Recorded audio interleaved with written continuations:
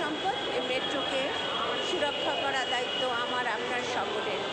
মেট্রোতে কিছু নিয়ম আছে, যেমন মেট্রোর ভিতরে কিছু খাওয়া দাওয়া করা নিষেধ এবং এটা আমাদের পালন করতে হবে। মেট্রোর ভিতরে খাওয়া দাওয়া করলে এটা নোংরা হয়ে যাবে। আসলে পরিষ্কার পরিচ্ছন্ন রাখলে সব কিছুই অনেক ভালো লাগে। মেট্রোতে উঠলে অনেক সুবিধা, যেমন খুব অল্প সময়ে আমি আমার গন্তব্যে পৌঁছে যেতে পারি এবং টাকাও কিন্তু খুব বেশি লাগে না।